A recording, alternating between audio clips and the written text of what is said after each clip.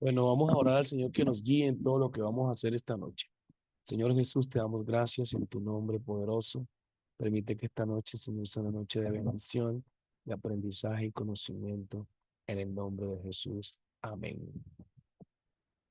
Mis amados hermanos, este curso de, este diplomado precisamente de interpretación bíblica que tiene que ver con la homilética, exégesis, la hermenéutica y oratoria.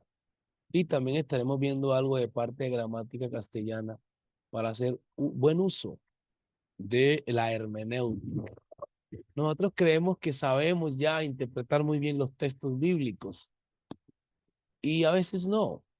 A veces nosotros lo que estamos haciendo son hipótesis u observaciones de un texto, pero a veces no es la interpretación correcta. Y discutimos a veces lo que no sabemos. Y entonces es cuando creo que un escritor dice, o no sé si fue el Señor Jesús que dijo, deje al necio en su necedad. Entonces la gente se vuelve, en otras palabras, es al dogmático, déjalo dogmático porque es cerrado. Él no entiende. Y a veces se defiende lo indefendido, se discute lo indiscutible o se dice lo que no sabemos. Jesucristo dijo, nosotros hablamos lo que sabemos. O sea, Jesús es la sabiduría misma. Muy bien. Vamos a poner aquí una imagen para que ustedes observen, ¿no? Todos los que puedan ver. Alcanzan a ver, manito arriba los que alcanzan a ver la pantalla. Amén. Hermenéutica bíblica. Con el docente, este humilde servidor. Y lo que vamos a ver, aquí está el temario. Definición y concepto de hermenéutica. Exégesis y hermenéutica como disciplinas que trabajan juntas. Contexto histórico. La importancia de las dispensaciones para una buena interpretación. Esto lo vamos a ver. Los recursos literarios en la Biblia. Vamos a aprender a manejar todos esos recursos literarios que hay en la Biblia que a veces uno cree que no existen. La importancia de la gramática en el uso de la exégesis. Cómo interpretar y explicar. Cómo interpretar, explicar y aplicar. Vamos a aprender esto. Cómo interpretar, cómo explicar y cómo aplicar, obviamente, lo que uno interpreta. Métodos básicos de interpretación. Interpretación progresiva. Métodos alegóricos. El método literal. El método gramático histórico. Este poco de métodos. El método dogmático. Datos geográficos. Aquí tiene mucho que ver la geografía bíblica para una buena interpretación. El momento histórico de la época. Todo esto uno se lo salta.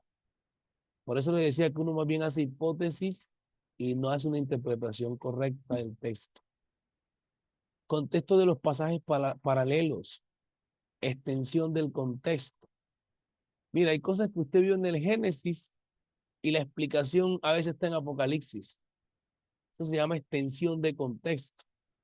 Entonces, si solamente usted ha leído Génesis, no encuentra la respuesta correcta porque no ha leído toda la Biblia o no ha leído Apocalipsis. Lo mismo que el libro de Daniel. Usted lee el libro de Daniel y muchas preguntas que tuvo Daniel en su libro, ahí en su visión, le son respondidas a Juan, pero a Daniel no. Observen esto y le voy a poner un ejemplo más rato. Tipos de contexto. Están los tipos de texto y los tipos de contexto. Las figuras literarias. Y así. Objetivo general. Permitir al educando en la clase una clase didáctica y sencilla, de modo que el estudiante pueda pasar de la teoría a la práctica en función de lo aprendido. Vamos a hacer un paréntesis ahí para que charlemos y um, Es bien importante esto porque nosotros que queremos ser buenos predicadores y queremos tener convicción en la predicación, necesitamos estas herramientas. Uno carece de convicción y no es tan efectivo en la predicación porque carece de estas herramientas. Una persona maneja un auto y, perdón, va manejando un auto y le hace un ruido el carro o le hace como que va a parar el carro y usted no sabe qué sucede al carro, usted se pone nervioso. Usted dice, acá dicen en Honduras, me voy a quedar botado. Dicen, se va a arruinar el carro. Nosotros en Colombia decimos, me voy a varar, me voy a quedar varado. Pero a veces simplemente puede ser un pequeña mugre que le está cayendo al carburador, sea de moto o de carro, y hace ese bajón. Cuando usted y yo vamos, vamos interpretando todo esto, cuando realmente conocemos lo que sucede o tenemos ciertos conocimientos. Deme un segundito, por favor.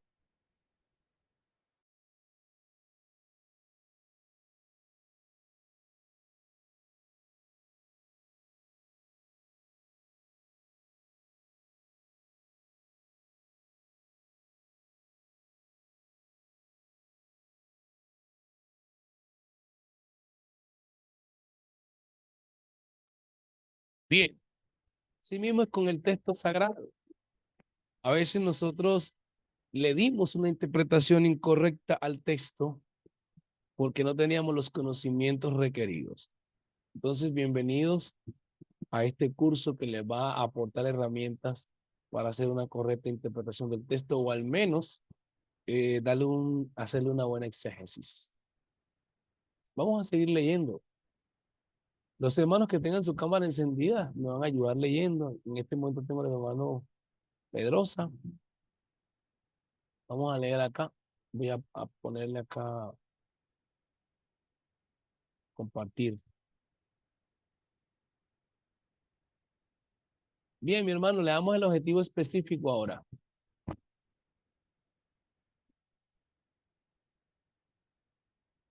Hermano Carlos Pedrosa, si puede leerme el objetivo específico y la introducción.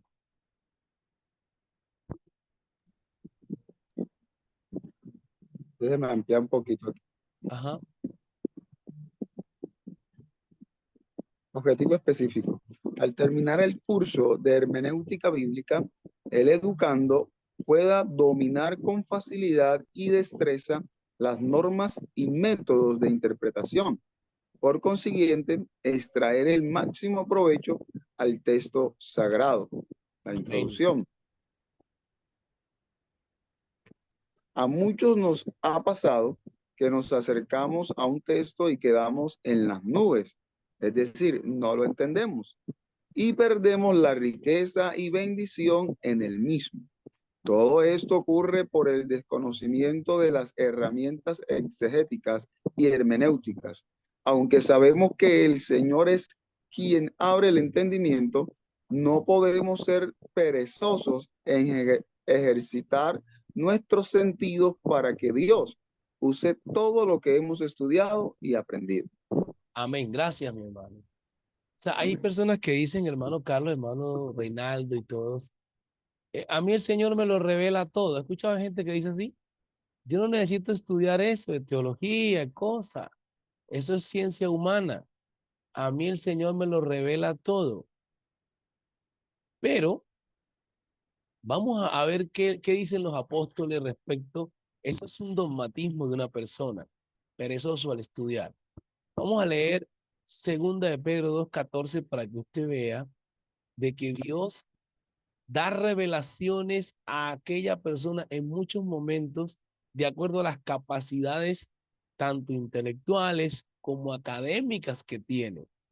Dentro de usted más se prepara, Dios más lo usa. Segunda de Pedro 2:14. Juan Felipe, ¿me está escuchando? Puede tomar Biblia en mano. Juan Felipe, Sí, señor, lo estoy escuchando. léame Segunda de Pedro 2:14 en adelante. Espera un momentico, que Y prepárense que vamos a hacer preguntas ahora lo que vamos explicando. ¿me repite el texto? Segunda de Pedro, ¿qué? 2:14. Ajá.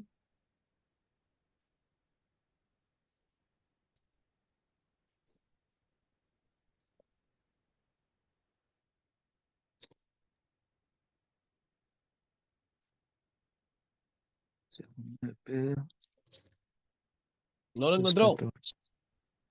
Ya voy para allá. Amén. 2:14. Dice así la palabra de Dios, en el nombre de Jesús. Amén. Tienen los ojos llenos de Ah, adulterio. no, no, Es no, ahí, no, no. Estamos mal. 3:14 más bien. 3:14. 3:14. Ah, Sí. dice, por lo cual, oh amados, estando en espera de estas cosas, Ujú. procurad con diligencia ser hallados por él sin mancha, irreprensibles en paz. Sigo. Sí.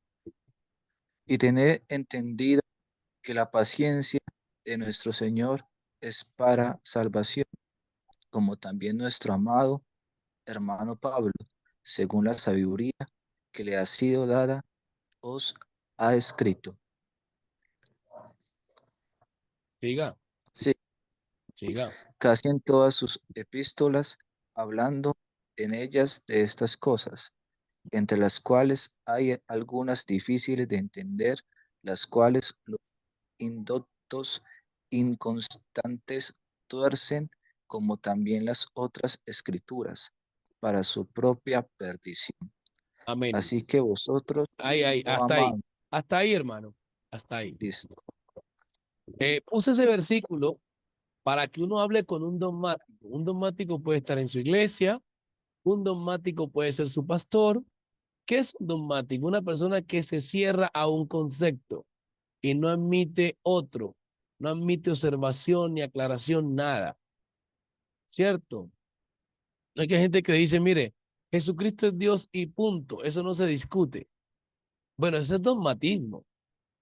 Y pone el versículo, porque Pablo dice que indiscutiblemente. Bueno, pero la Biblia también dice que Pablo contendía con los griegos. Entonces, hay que ubicar el contexto, el por qué Pablo dice indiscutiblemente, porque se vuelve uno dogmático. Entonces, cuando se saca el texto de contexto, se forman pretextos.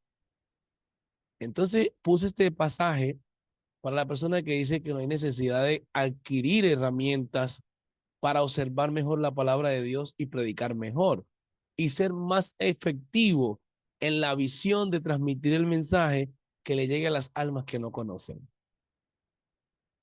Hay personas que traen una predicación con mucho poder, mucha unción. La gente se arrepiente, ¿no? Va a la iglesia y todo, pero cuando usted menos piensa, no volvió. Y uno dice, pero ¿por qué no volvió si lo vi llorando, tocado con la presencia del Señor? Es que, perdón, de lo que usted no se enamora o no conoce bien, fácilmente lo termina perdiendo o no le da mucha importancia. Una cosa es la sensación y otra es la convicción a través del conocimiento. La convicción llega a través del conocimiento. Si yo no conozco bien a Reinaldo, no le entrego mi casa para que viva allí o duerma ahí, ni le entrego dinero para que trabaje, porque no lo conozco bien. Hasta los mismos bancos, para prestarle grandes cantidades de dinero, deben conocer su experiencia crediticia. Bueno, el hermano Reinaldo entiende muy bien de ese tema. ¿Entiende? Ahora, ¿cómo usted, como una persona que se arrepintió en un culto porque sintió el poder de Dios, va a permanecer si no conoce bien a ese Dios que le predicaron? Solamente él tuvo una sensación del poder de Dios, pero lo que le hace quedarse ahí es a medida que él va conociendo a ese Dios que ese día él sintió. sea en un culto evangelístico, sea en un culto especial, como los que le llamamos nosotros cultos especiales. Entonces, es ahí donde ya cuando usted empieza a observar la Biblia de este contexto, usted dice, ah, ahora entiendo por qué a veces la iglesia se llena y luego se vacía. Pueden ser muchas cosas. Vamos a leer ahora el por qué es necesario que nosotros nos preparemos con estas herramientas y estos elementos. Hermano Reinaldo va a leer Hebreos 5:11 rápidamente. Se va preparando el hermano Carlos Pedro Sacón, Eclesiastés 12:9. La hermana Erika si va a ir con Biblia en la mano. Me va a leer entonces Eclesiastés 8:1. Empecemos con el hermano Reinaldo.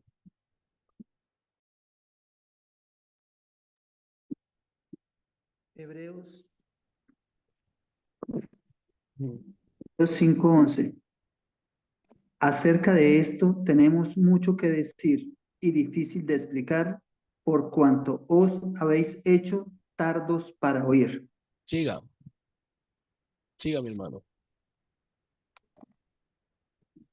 Porque debiendo ser ya maestros, después de tanto tiempo, tenéis necesidad de que se os vuelva a enseñar cuáles son los primeros rudimentos de las palabras de Dios, y habéis llegado a ser tales que tenéis necesidad de leche y no de alimento sólido.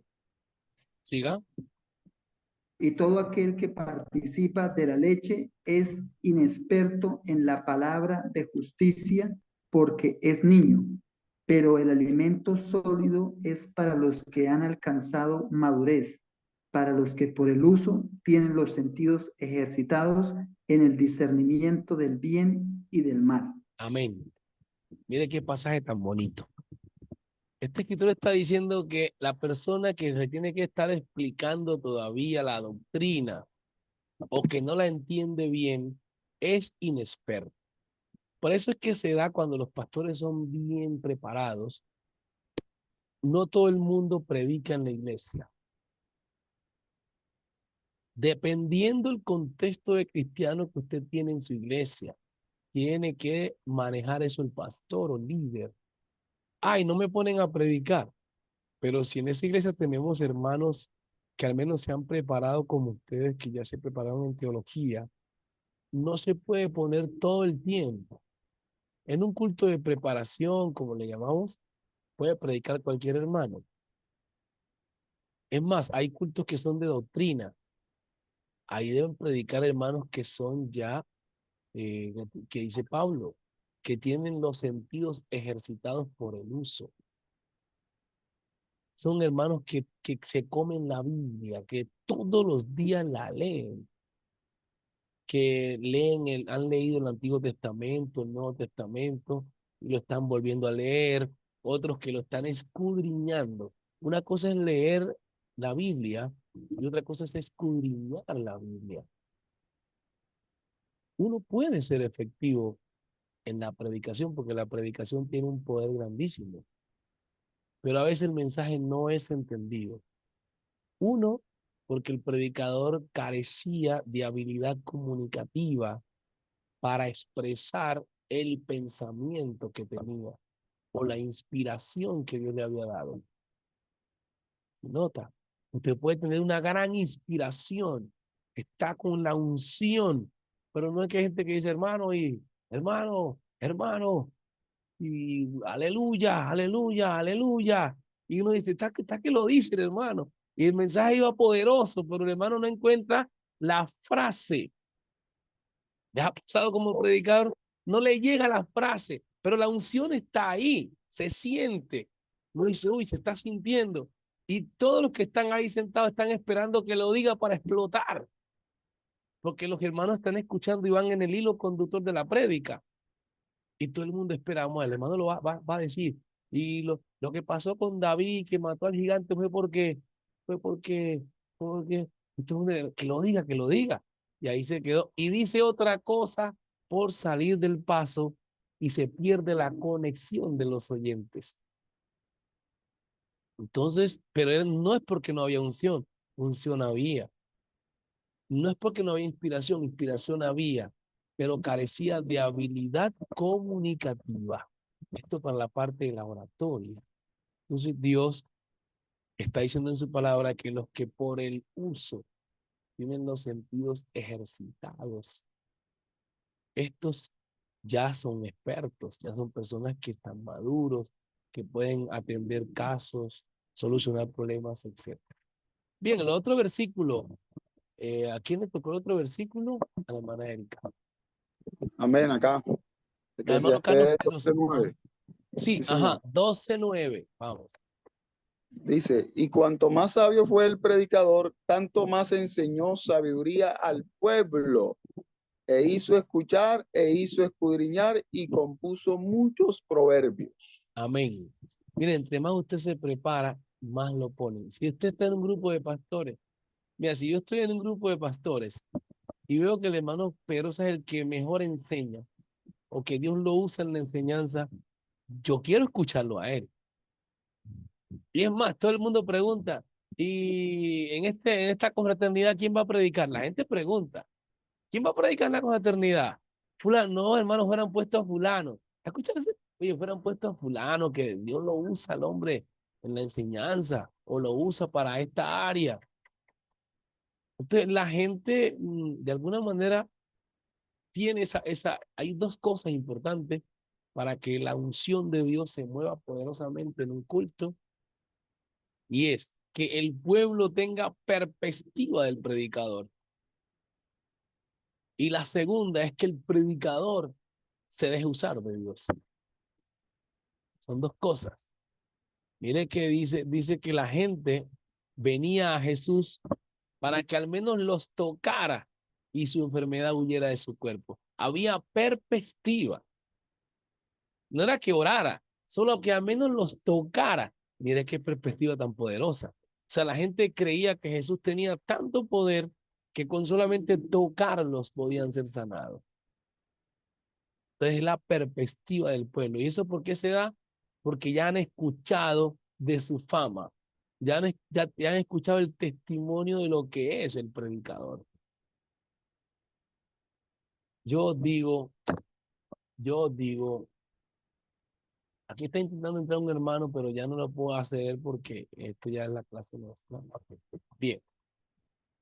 Os digo algo con mucha humildad, en el nombre del Señor.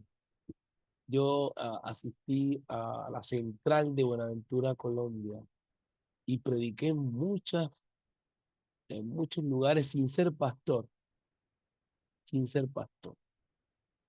Prediqué en la iglesia central de Buenaventura una vez y siempre predicaba. Yo no recuerdo una vez que haya predicado y el Espíritu Santo no se haya derramado por lo menos por media hora en esa iglesia.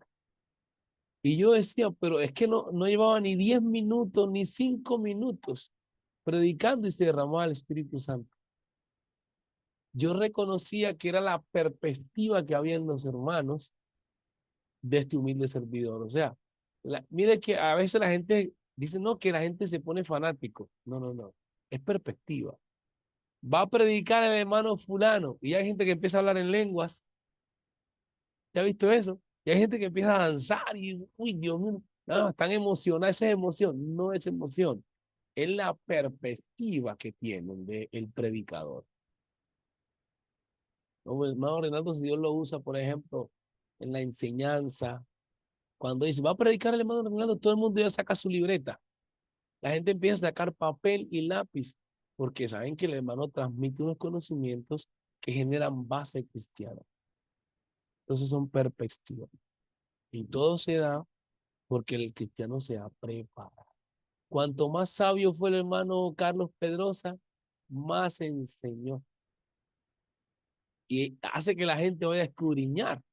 Porque dice, uy, el pastor dijo una predicación, dijo algo, y se van a investigar a la casa. ¿Por qué? Porque está transmitiendo conocimiento y sabiduría. La hermana Erika, con su versículo.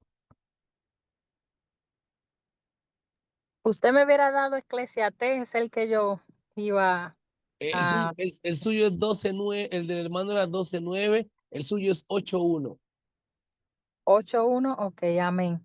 Dice Eclesiastés capítulo 8, versículo 1. ¿Quién como el sabio y quién como el que sabe la declaración de las cosas? La sabiduría del hombre ilumina su rostro y la tosquedad de su semblante se mudará. Amén. Amén. Amén. Hasta ahí, hermana. Bueno, para los que, hermano Carlos Pedrosa, que ya entró con nosotros al Instituto de Invenciones del Nombre, y Juan Felipe también. Bueno, aquí tenemos estudiantes de varios países. Este diplomado tenemos de Guatemala, tenemos de Colombia, tenemos de Medellín, Colombia. El hermano Carlos Pedrosa está en la Cartagena de Indias. El hermano Reinaldo ¿está dónde, hermano Reinaldo, usted? Bucaramanga. En Bucaramanga. Estos días me preguntaron acá de Bucaramanga. Si eso es para parte de Santander, ¿cierto? Sí, señor, Santander Sí, del Sur. Santander. Bucaramanga. Ecuador, el hermano Juan Carlos Romero. Y la hermana Erika, aunque es dominicana, está en United States, en Estados Unidos, con su esposo, el hermano Alejandro. Y bueno, así que hermano Carlos y todos, hoy podemos estar cerca. Todos los que estamos acá somos del nombre de Corte Universitario. En este instituto no entran. Si un trinitario entra pues, a estudiar con nosotros, le va a hacer un dolor de cabeza porque sale convertido, algo pasa o se retira. Amén. Bien, ¿quién como el sabio? Es que es muy hermoso. Hermano, depende de usted. Doy consejito y testimonio. Depende de usted cuánto quiere saber. Yo recuerdo una vez que yo estudiaba bastante la Biblia y Dios me daba buena interpretación. Y los hermanos iban a hacer vigilia a la casa. Y aun cuando me casé, seguían yendo. Mi esposa es que tuvo que ponerme como un alto y decirme, pero ya te casaste. Manda a esos hermanos para su casa, hermano. ¿Entiendes? Recién casado y ahí era la costumbre. Nos quedábamos escudriñando hasta las 12, 1 de la mañana. Y usted casado, hermano. Entonces, pero me daba gozo de saber que había algo que los hermanos querían saber. Cuando usted tiene algo, la gente va a ir a su casa porque tiene algo para dar. Y así mismo los hermanos de la iglesia también. Muy bien, vamos a seguir poniendo la imagen. Estamos dando como una parte de la importancia del conocimiento.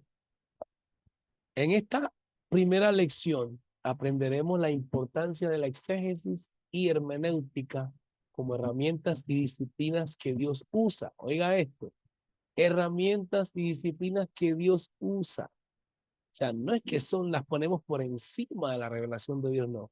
Son herramientas que Dios usa para nuestra mejor comprensión de su palabra. Desarrollaremos en esta materia en 5 puntos básicos. Permítanme acá. Yo acá Alejandro, ya está. Muy bien. 5 puntos básicos. Hermano Reinaldo, léanos estos 5 puntos básicos, por favor. El primero es definición y concepto de hermenéutica. El segundo, ¿qué es la hermenéutica? El tercero, ¿por qué es necesario la hermenéutica? Cuarto, ¿para qué hacemos hermenéutica? Y quinto, observación, interpretación y aplicación. Amén. Gracias, mi hermano. Así es. 5 puntos que vamos a desarrollar en esta lección. Y noten que ya hemos visto lo que es la importancia del conocimiento. Leyeron ustedes Eclesiastés 8:1. Vamos a leer ahora Jeremías 3:15, Oseas 4:6. Vámonos con Felipe con Oseas 4:6, Jeremías 3:15, Carlos Pedrosa. Ya leímos Eclesiastés 12:9 y nos queda Colosenses 1:9. Hermano Reinaldo, ya leímos Hebreos 5:11, segunda de Pedro, ya la vimos, pero nos falta segunda de Timoteo 2:24 al 26 con nuestro hermano Juan Carlos. ¿Cuál, mi hermano? El suyo es segunda. Yo le digo cuando lo lee. Vamos a leer Oseas 4:6. Mano, Felipe. Amén, amén. Dice así la palabra de Dios. Mi pueblo fue destruido porque le faltó conocimiento. Por cuanto desechaste el conocimiento, yo te echaré del sacerdocio, porque olvidaste la ley de tu Dios, y también yo me olvidaré de tus hijos. Amén. Mi hermano, la palabra conocimiento es epistemología dentro de la filosofía. Epistemología. Es bueno observar los filósofos porque fueron pensadores que ayudaron a la construcción de las grandes polis, que hoy llamamos las grandes ciudades. Fueron los que se inspiraron en la república, en estados, en la jurisdicción, que son herramientas que sirven para ordenar al hombre para que pueda vivir en sociedad. Nosotros venimos a este mundo como animales, permítanme el término, venimos al mundo como animales y el conocimiento nos va formando y nos va dando carácter y personalidad. Repito, el conocimiento, por eso Dios dice, si tú desechas el conocimiento, Felipe, también no te voy a permitir que sirvas en mi grey. Y si te han puesto a servir así, te echo del sacerdocio. O sea, te van a sacar por ser neófito. Tremendo, Porque, tremendo. porque cada día el mundo va exigiendo. Mire, llega una persona a la iglesia y permítame que hago estas analogías.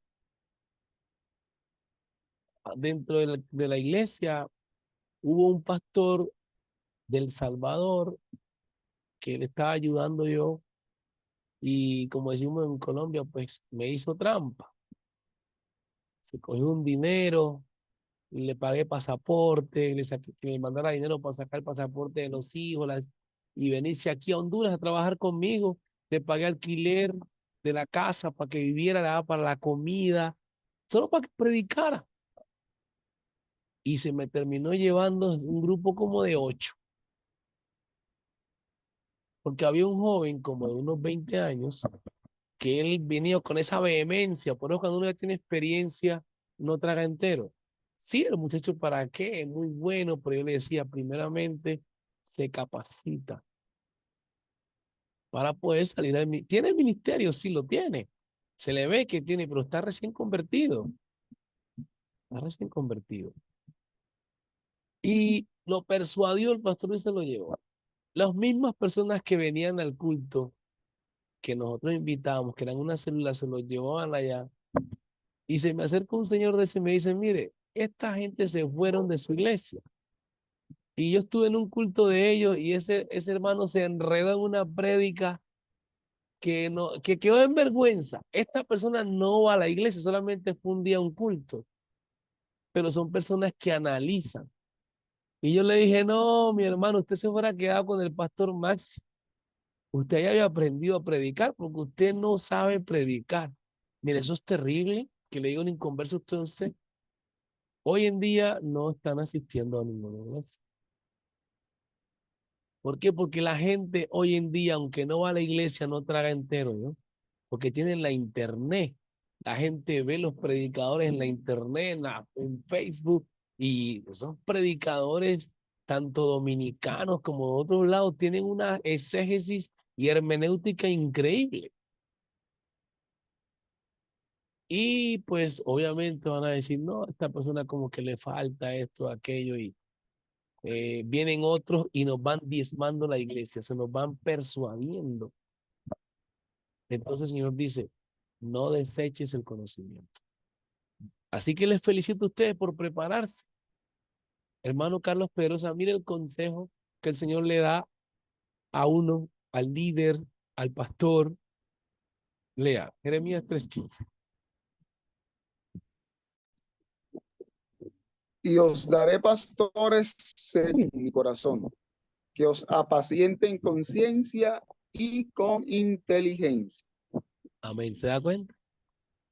Qué lindo, que el mismo Señor reclama que el pastor que Él le quiere dar a las ovejas son pastores que tengan ciencia, conocimiento y que tengan inteligencia. O sea, para saber usar ese conocimiento.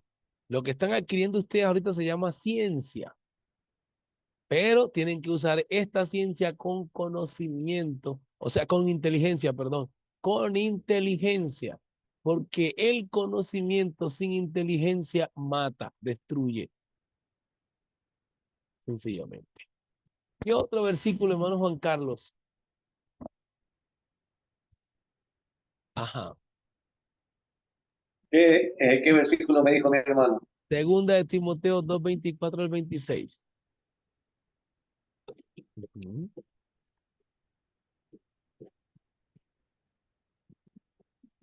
Segunda de Timoteo 2:24 al 26. Déjeme revisar, mi hermano. ¿Ya? Todavía no, mi hermano. Pues, no, Ok. ¿A quién más le tocó versículo? Colosenses 1:9. Bien, pues a mi hermano Reinaldo. Adelante. Por lo cual también nosotros, desde el día que lo oímos, no cesamos de orar por vosotros y de pedir Hermano que seáis Reinaldo, llenos. da a entender el hermano Carlos que no escucha muy bien. No sé si puede subir un poquito más de volumen. Colosenses 1:9. Por lo cual también nosotros, desde el día que lo oímos, no cesamos de orar por vosotros y de pedir que seáis llenos del conocimiento de su voluntad en toda sabiduría e inteligencia espiritual. Amén. Wow. Es un versículo poderoso. Sabiduría e inteligencia espiritual. Mire, hay problemas dentro de la iglesia que solo se manejan con sabiduría y inteligencia espiritual. Por ejemplo, a veces llega una persona que dice, pastor, tengo este problema. Quiero que ore por mí. Y por ejemplo, que tiene indicios de tendencias al mismo género. Entonces el hermano levanta las manos, hermano, vamos a orar por la hermana fulana de tal, que un espíritu de lesbianismo la está atacando. Uy, hermano. Mire qué tremendo se vuelve eso ahí ahora, porque no tiene inteligencia espiritual. Y eso lo hemos visto. Hermano, una hermana vino a mí que orara y empieza el hermano en la oración a reprender. Y vamos a reprender y poder, porque tiene un problema muy grave con el esposo que se le está yendo. Ahí ya en la oración está sacando todo lo que le comentaron en secreto. Pues no tiene sabiduría espiritual y puede perder esa familia dentro de la iglesia. Por eso el tema de pastorear o dirigir personas se necesita conocimiento. Os daré pastores según mi corazón que os apacienten con ciencia y con inteligencia. Bien, empecemos. Aún, amén, hermano.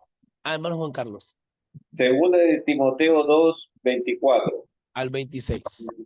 26. Ujú. Dice, porque el siervo del Señor no debe ser contencioso, sino amable para con todos, apto para enseñar, sufrido, que con mansedumbre corrija a los que se oponen, por si quizás Dios les conceda que se arrepientan para conocer la verdad Amén. y escapen del lazo del diablo en que están cautivos a voluntad de él. Amén. Amén. Hay unas características que menciona el apóstol Pablo ahí a Timoteo.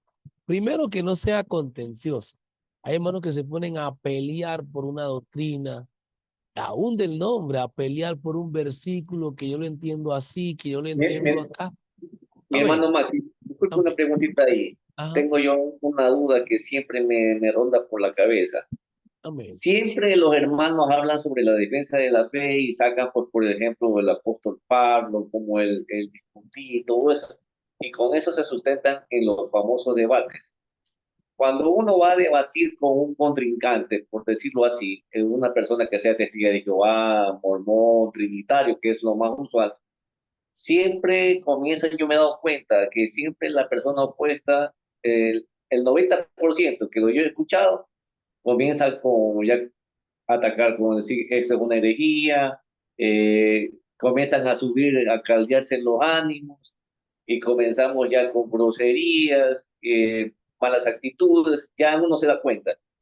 Yo le veo, eh, como me decía un compañero también, dice, pero la otra persona no se convierte. No, definitivamente ahí ninguno de los dos contrincantes se va a convertir para ninguno de los dos bandos, porque ellos no van para aprender, sino van para contender. Ese es en primer lugar. Tal vez los que escuchan, pero los que escuchan si no tienen un nivel académico o cristiano adecuado, están más perdidos que mandados a hacer. Entonces, yo la verdad le veo muy poco fructífero estas cuestiones de los debates que veo por TikTok y por Internet. No sé, esa es mi percepción, porque yo en la palabra de Dios más bien dice ir a predicar el mensaje cristocéntrico de salvación, no ir tanto a contender. Amén. Y mire, hermano, que ahí está el punto. Gracias, hermano Juan Carlos, por traer esa observación, porque vamos a trabajar la hermenéutica y necesitamos aprender todo esto para orientar y ayudar a otros. Hermano, mire que yo venía en debates de WhatsApp por mucho tiempo y me retiré de eso. Estoy en grupos todavía y no participo. A mí me llaman de Nicaragua, de un lado, del otro, que dé una exposición, pero uno hace análisis y se da cuenta que hay personas que realmente no debaten para aprender algo, sino más bien como para mostrar que saben de la Biblia, ¿no? Para mostrar que ellos sí saben de la Biblia. Ahí le veo que hay un objetivo equivocado. Lo otro, Dios me guarde que hacer una mala observación, es que algunos también buscan fama y buscan view, ¿no? Que los vean o monetizar, no sé, es una hipótesis. Sí, lo más general es, mi hermano, ahorita eso de los likes y también la monetización de las páginas web es muy usual. Eso es bien Bueno, cierto. entonces, parece que el que más pelea, más view genera. O sea, como que de entre más caliente sea el debate, más la gente lo ve. Entonces le meten esa área ahí. Digo, ahí hay una malicia en eso. Porque aquí el objetivo es presentar a Cristo. Pero lo que usted dijo es verdad. Se forman como unas peleitas que no son agradables. Y ahí el texto está diciendo que un hombre que tiene conocimiento no puede ser contencioso. Si hace apología, la debe hacer con amabilidad y respeto.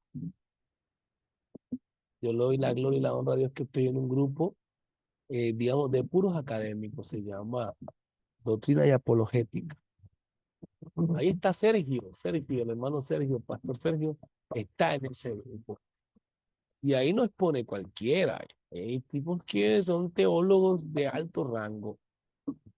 Y le doy la gloria al Señor que yo expongo de vez en cuando y recibo demasiados elogios. Ay, este hermano lo respetamos por la educación, como él presenta sus tesis, Hay yo que se tiran también a veces sus palabritas fuertes. Y yo digo, esto no es sano, me quedo. No, que hermano, que usted dónde sacó esa interpretación. Eso es como herejía, como usted decía, eso es como una herejía. No, eso es como minimizar a la otra persona o el argumento de otra persona. La palabra herejía viene a ser un insulto, pero más diplomático. Bueno. Entonces ahí se hieren sensibilidades y no se puede buscar eso con el mensaje, por la ética, por el amor entre hermanos. Pablo dice que debe ser amable. Por eso dice acto para enseñar. Si la enseñanza que doy, en vez de sanar heridas, lo que hace es lastimar las heridas, no he sido efectivo en el mensaje. Entonces, ahí hay que tener cuidado. Muy bien, hermano. Entonces, nos estamos preparando precisamente para hacer buen uso de las herramientas que nos permitan comunicar la palabra de Dios con mucho más efectividad. Bien, vamos a empezar a ir adentrándonos un poco más y ahora sí vamos a interactuar en lo aprendido. Problemas que ocurren al estudiante, en ocasiones se aprende las normas, pero no las sabe aplicar. Oiga, se aprende las normas, pero no las sabe aplicar. Un ejemplo, sabe de observación, sabe de interpretación, pero no sabe de aplicación. Ahí está el punto. Entonces, la exégesis y la hermenéutica están intrínsecamente unidas. La base del curso se enfoca en cuáles son los principios de interpretación y cómo se aplican en la práctica de la lectura bíblica. Aquí voy a que pongan en sus notas, porque no la tengo aquí escrita.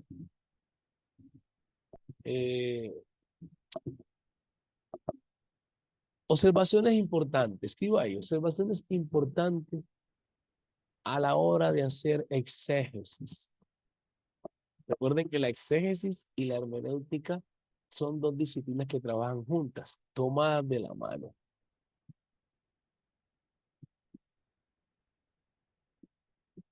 Número 1.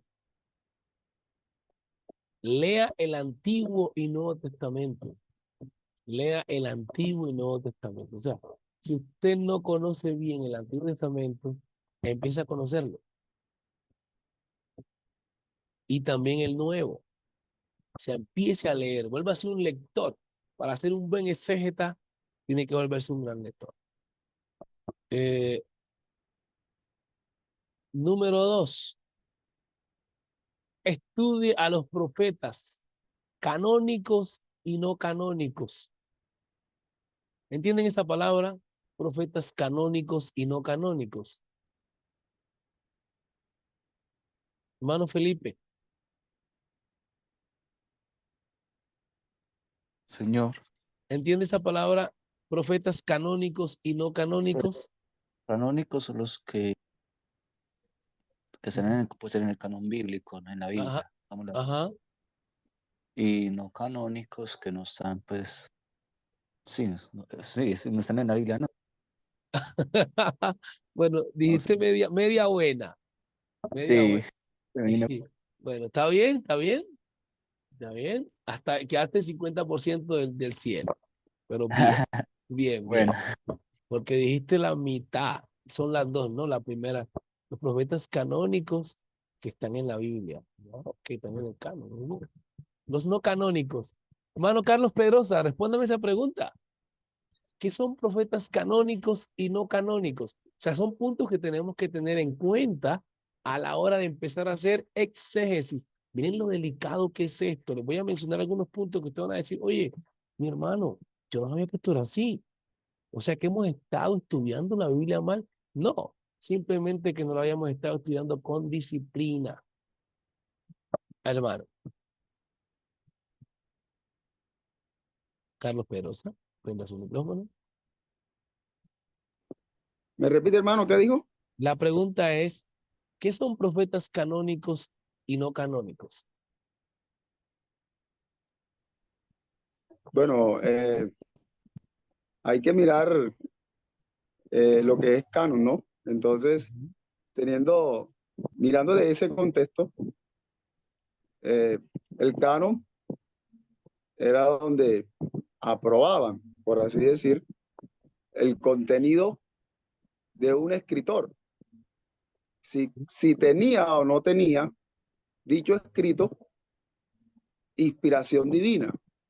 De ahí donde el hermano dice que los canónicos son los que están en la Biblia y los no canónicos los que no están en la Biblia. Pero entonces hay que verlo desde este punto de vista. Miramos los profetas que están dentro de la Biblia, los que eran profetas de Dios porque hablaban palabra de Dios, y los que se autoproclamaban profetas, pero que eran falsos profetas porque no contaban, pues, de alguna manera con la inspiración de Dios. De esa manera lo veo. Bien. Vamos a ponerle, estamos hablando del 100. Pongámosle 80. 80. Bueno, lo que el hermano dice, los que no hablan, pues se llaman los falsos profetas. Esos eran los falsos profetas. Muy bien, 80. Hermano Reinaldo. Gracias, hermano Carlos Pedrosa. Vamos a ver. Estamos en nota No, de la verdad, hermano aprendizaje. Maximiliano, le reconozco, no había escuchado ese término de profetas no canónicos, no lo había escuchado. Ah, bueno, pues qué bonito que usted, aunque, mira, mire que a usted lo felicito. Yo soy una persona muy observativa. Eh, Cuando una persona no se quiere capacitar, yo lo dejo quieto. Hay una frase que uno tiene que ser muy humilde, ¿no? Pero a veces yo digo esta frase: lo que yo sé, ya lo sé. Te lo quiero enseñar y tú no lo necesitas. Bueno, los sabios, cuando quieren transmitir algo a alguien y esta persona no lo quiere, el sabio dice, este es un insensato. No le dice nada, pero en su mente dice, este va a tropezar, va a tropezar. Porque el sabio o la persona que conoce o sabe, ve más allá que el que no sabe. Como cuando él le dice, usted le dice a uno, oiga, no se meta por ahí porque usted por ahí va a pasar trabajo. No, yo camino por donde sea. Ah, lo deja. Y allá se estrella. Y dice, yo sabía que se iba a estrellar, pero como no hizo caso. Entonces, este diplomado de hermenéutica va a traer mucha sustancia para comprender mucho mejor lo que vimos en teología, porque hubieron cosas que las pasamos rápido por el tiempo. Pero ya con estas herramientas se profundiza mucho más en lo aprendido. Bien, gracias, hermano. Hermano Villamizar. Vamos a ampliar ahora sí el concepto. Ahí. El hermano Juan Carlos va a decir algo. Sí, mi hermano, quería yo aportar algo. Amén. Cuando usted está hablando de los profetas no canónicos, ¿sí? No se está refiriendo a falsos profetas, sino que se refieren a aquellos profetas que aparecen en la Biblia, pero que no escribieron ningún libro dentro del canon. No me hizo trampa. Ya sabe, que también uno no es trampa investigar, mi hermano. Este, El, cono- hermano Juan. el conocimiento está libre y usted agarra eso. Este hermano Juan Carlos es tremendo. Así es, De ahí, así de ahí es. los profetas canónicos son aquellos profetas que desarrollaron los libros, pues, ¿no? Que forman parte del canon bíblico. En cambio, Excelente, los otros son así. Bueno, mi hermano, esa es la participación para aclarar nada más. excelente, excelente. El hermano dice que, ¿cómo dijo usted la frase? El conocimiento está como. El conocimiento está ahí. Amén, Depende, amén. depende de usted abrazarlo. Amén, así es, así es. Muy bien esa nota, así es. Sí, señor. Los profetas no canónicos son los que fueron profetas de Dios, pero no quedaron escritos en el canon. Por ejemplo, lo que menciona el hermano Juan Carlos, el profeta Micaías está en la Biblia, pero no está en el canon bíblico como un profeta. Profetas canónicos como Isaías tienen libros escritos Isaías. Osea, canónico, ahí está el libro de Osea. ¿Quién más? Malaquías, ahí está. Pero hubieron cientos de profetas que, por ejemplo, Elías, ¿dónde está el libro de Elías? No está el libro de Eliseo tampoco. Natán, Gad, Natán, Ahías, exactamente. Ajá. Entonces, Débora. profetas no canónicos, correcto. Esa nota pónganla por ahí, porque esto nos crea problemas en el momento de la interpretación muchas veces, por no saber que hubieron hombres de Dios con una palabra del cielo, pero que no tienen libros. Ajá. Ese es el número 2, el punto número 2 de lo que tenemos que observar. El número 3. Contexto lingüístico de la época. Contexto lingüístico de la época.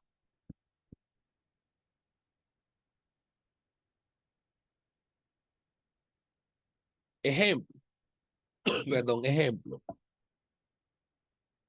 Cuando uno lee el libro de Esdras y Nehemías, no lo puede leer con la misma vista de los otros libros como Génesis, Éxodo, Josué,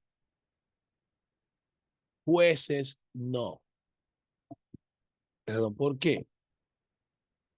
Porque resulta que cuando Nehemías, Esdras, ellos los que están ahora trabajando con un pueblo que son bilingües, digámoslo así, aunque ya eran políglotas, pero para mirar en un contexto más cercano, más interpretativo, es que tenían dos lenguas ahí, pero una que estaba más vigente con ellos era la lengua aramea, que es una lengua de origen caldeo de Babilonia. Y estaban llenos de la cultura babilónica. Pastor, ¿y cómo usted nos dice eso? Sí, si usted lee, vale a hacer rápidamente, busquen ahí Daniel capítulo 1. Eso en el contexto lingüístico. Cuando usted aprende una lengua, debe aprender la cultura, los modismos, los préstamos lingüísticos, todo eso. Daniel capítulo 1. Entonces ahí, contexto lingüístico, que el término arameo, usted ya no eran tanto como la lengua cananea, hebrea, no. Es una lengua más de babilónica.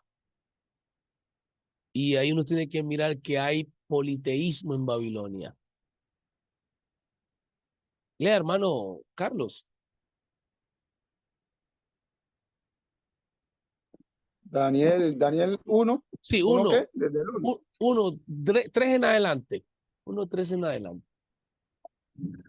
Y dijo el rey a Aspenaz, Ujú, jefe de sus eunucos, que trajese de los hijos de Israel del linaje real de los príncipes, muchachos en quienes no hubiese tacha alguna, de buen parecer, enseñados en toda sabiduría, ujú, sabios en ciencia y de buen entendimiento, e ujú. idóneos para estar en el palacio del rey, y que les enseñase las letras y la lengua de los caldeos.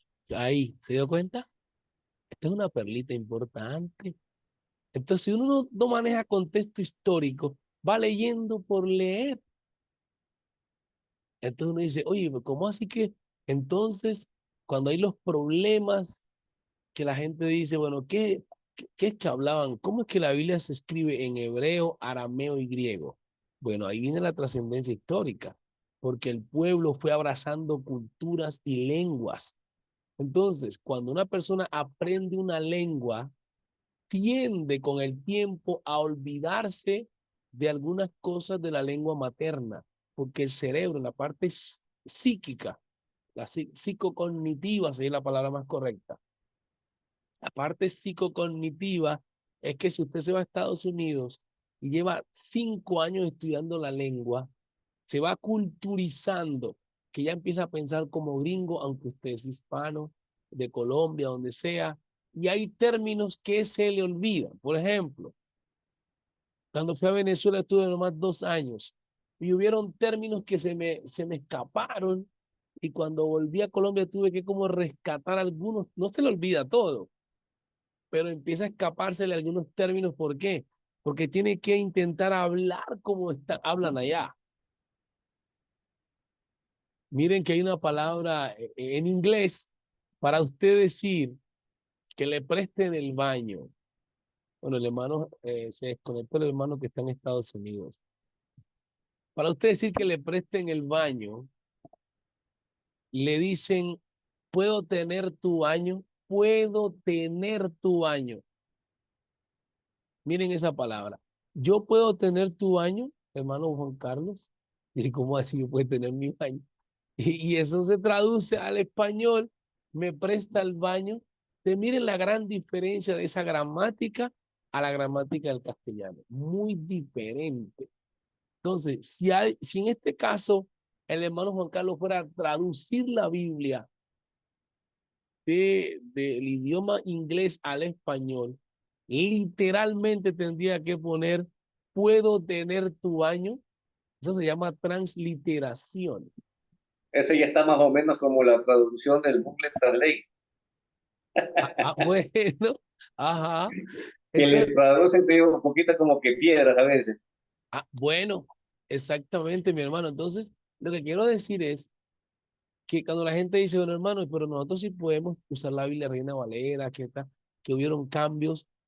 Obviamente que en los términos lingüísticos se tienen que interpretar modismos y hay cambios de expresiones, pero la esencia continúa.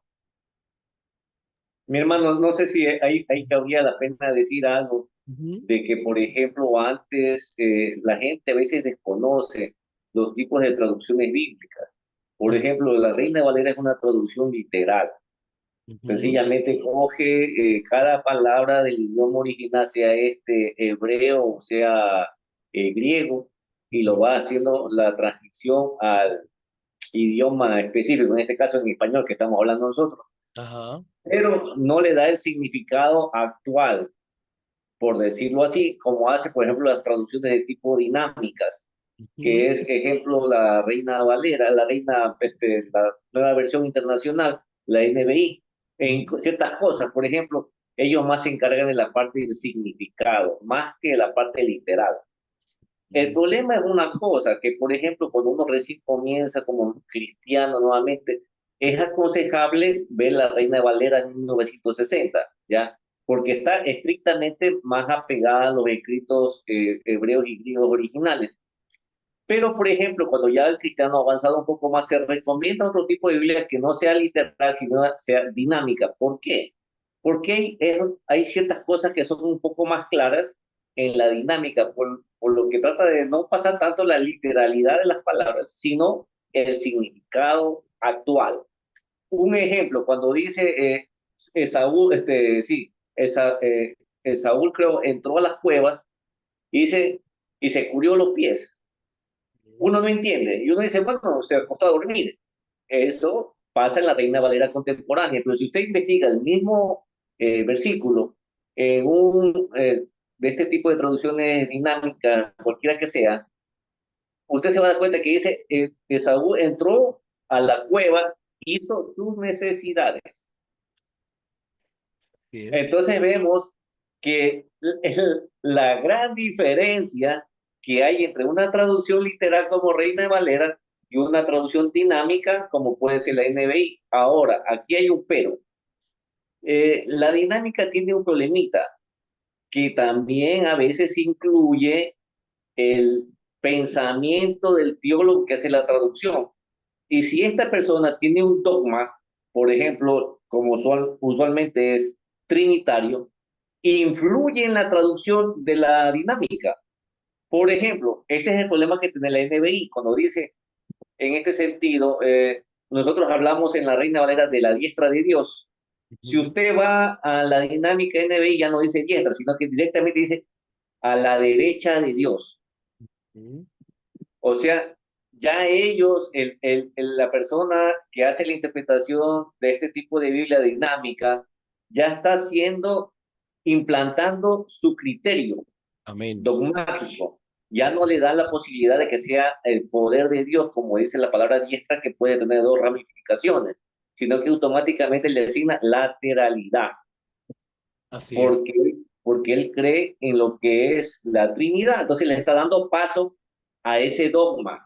Ujú. Ese es el peligro de manejo de las traducciones bíblicas. Por eso yo siempre aconsejo a las personas que recién comienzan a estudiar la palabra o se convierten al evangelio, busque una Biblia lo más sencilla, Reina Valera 1960. Cuando ya una persona, pasado un tiempo, por ejemplo, alguien que ya está estudiando en el instituto o ya tiene más experiencia como cristiano, estudie ya una Biblia dinámica para que vea que hay muchos versículos que el significado es muy diferente a lo que se está estipulado en la Reina Valera. Ese es mi aporte. Gracias, hermano Juan Carlos. Amén. Así es. Así es. A medida que nos vayamos adentrando, pudiéramos observar estos elementos que menciona nuestro hermano Juan Carlos. que son de vital importancia precisamente a la hora de hacer exégesis. Bien, ¿alguna pregunta hasta el momento para que avancemos? ¿O vamos bien? ¿Vamos claros? Levánteme una manito ahí. Vamos bien, excelente. Hay una manito levantada, la hermana Erika, no sé si va a hacer pregunta.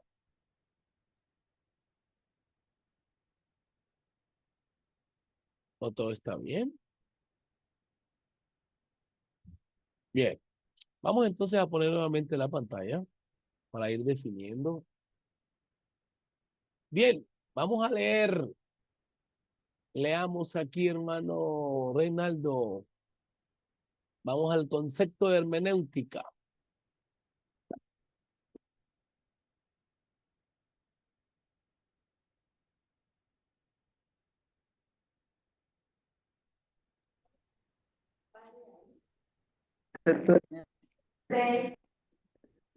No, espérate.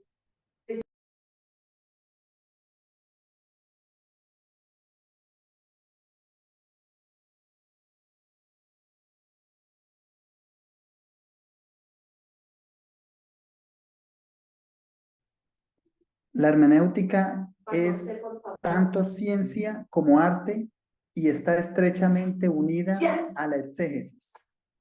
La hermenéutica, ciencia y arte. Ciencia porque su función es la investigación y arte porque puede ser enseñada y aplicada.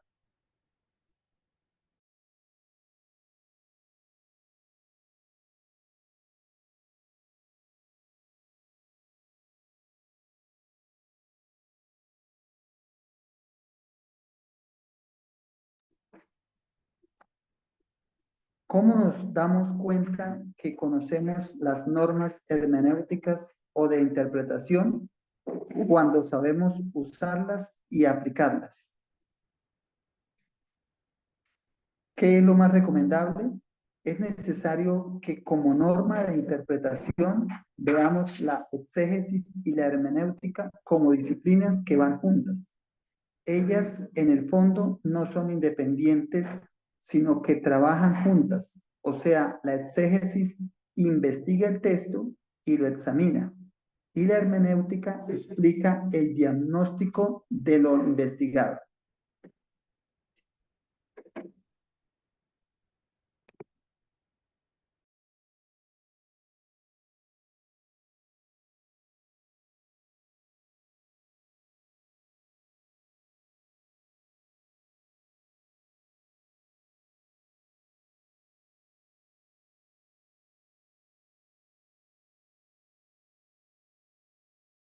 El micrófono, Pastor Maximiliano. Amén, gracias, hermano. Bueno, hermano Reinaldo, a usted mismo lo voy a preguntar. Dice los dos puntos de las dos funciones de estas disciplinas que trabajan como compañeras inseparables, ¿no? Dice que la exégesis investiga el texto y lo examina. Y la hermenéutica explica el diagnóstico del investigado. ¿Qué queremos decir con eso?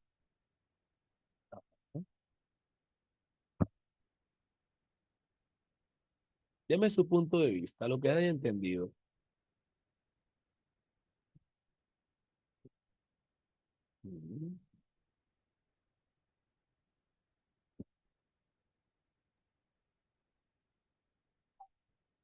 Que la exégesis, la exégesis mira el contexto en el que fue escrito el pasaje o el texto bíblico que se está estudiando. Ajá.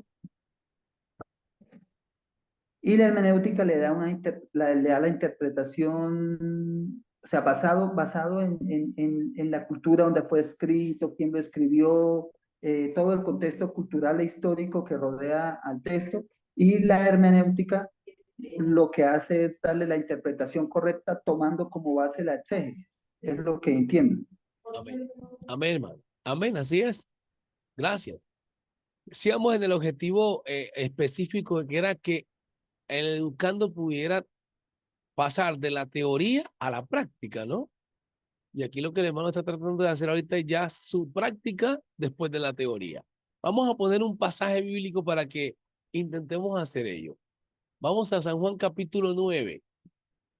Ya estamos terminando esta introducción y vamos a hacer unas prácticas de interpretación a través de la exégesis.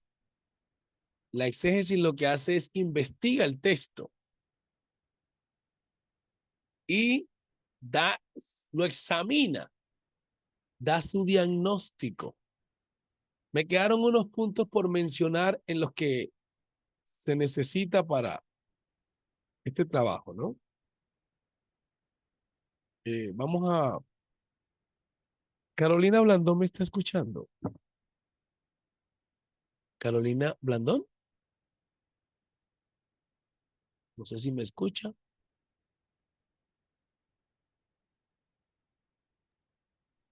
Amén. ¿Usted tiene Biblia cercana? En estos momentos no. Está bien. Pero si está escuchando la clase porque le va a hacer preguntas. Sí, hace poquito entré. Ok. ¿Qué entiende usted cuando decimos que la exégesis examina el texto? Sí, da el diagnóstico. ¿Qué entiende en sus palabras?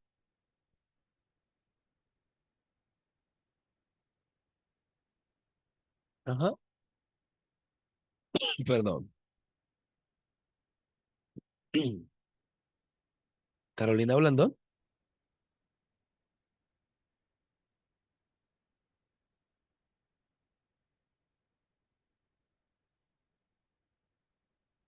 Juan Felipe. Señor. La pregunta es esa. ¿Qué entiende usted cuando se dice que la exégesis examina el texto y genera un diagnóstico? Deme su punto de vista.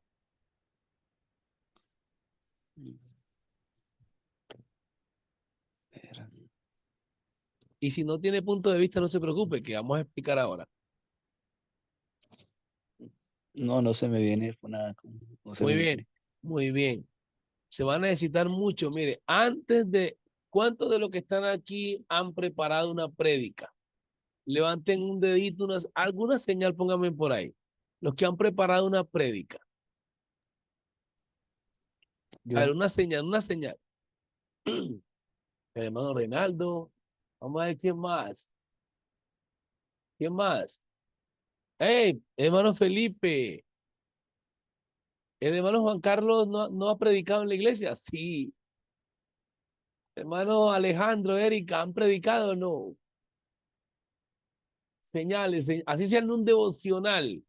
Levánteme la mano si ha predicado.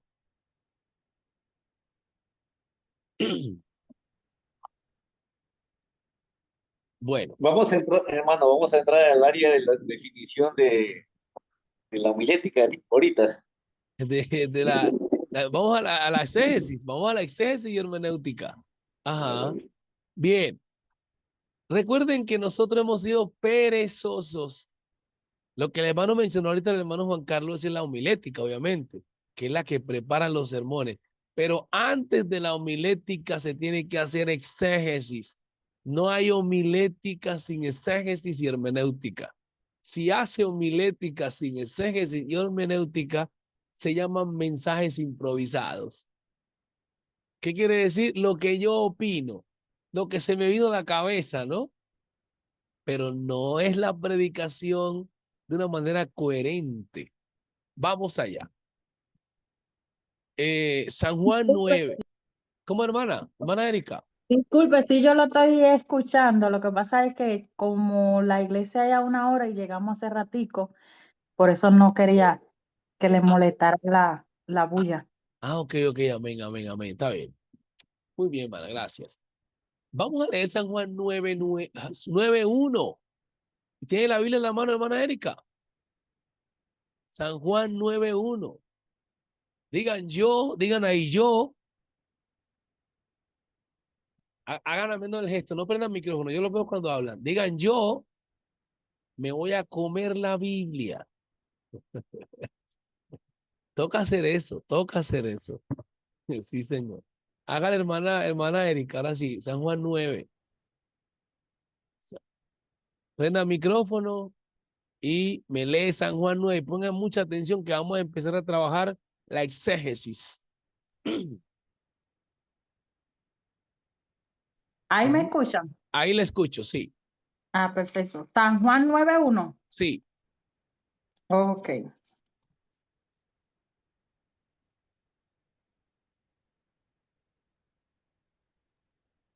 En el nombre de Jesús, San Juan 9, capítulo 1 dice, a pasar Jesús vio a un hombre ciego de nacimiento y le preguntaron sus discípulos diciendo, Rabí, ¿quién pecó de este o sus padres para que hayan nacido ciego?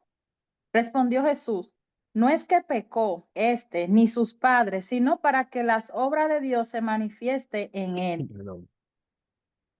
Sigo. Ahí. ¿Cuántos versículos leyó? 3. Gracias. Amén. Para hacer exégesis, no pongan esto, no lo pongan porque va a quedar grabado. Ya vamos a entrar después en la práctica. Aquí estoy haciendo como, en esta conclusión estoy haciendo ya un ejercicio de cómo hacer buenas exégesis. Para hacer exégesis, lo primero que hay que hacer es 3 cosas o tener 3 elementos. Leer el antetexto o el pasaje anterior. El texto que es el que está usted leyendo en San Juan 9 y el posttexto, el texto siguiente. Otro elemento es saber dónde comienza y dónde termina el texto que estoy leyendo de la historia. ¿Dónde comienza? ¿Dónde termina? Otro punto, los personajes primarios, secundarios, terciarios y cuaternarios. Todo eso se llama exégesis, investigación. Investigación. El lugar donde estaba en ese momento Jesús que encuentra al ciego de nacimiento. Lugar. Hermano Felipe, prenda el micrófono.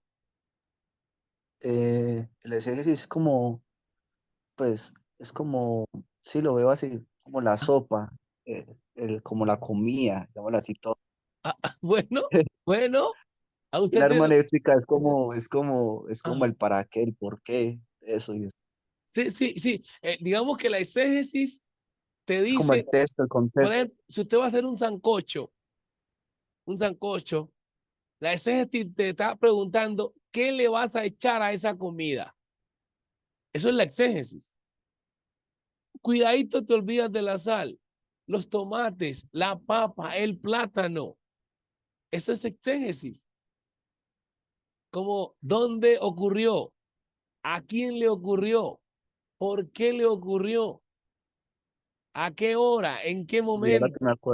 me acuerdo de eso, fue que me enseñó Ajá. el pastor Jonet. Bueno, John Ramírez. bueno. Entonces, eso es exégesis. Vamos a lo primero. Al pasar Jesús, hermana, vamos al pasaje. Ahora, otro punto es, lea el pasaje varias veces y hay que leerlo bien y hacer uso de la gramática.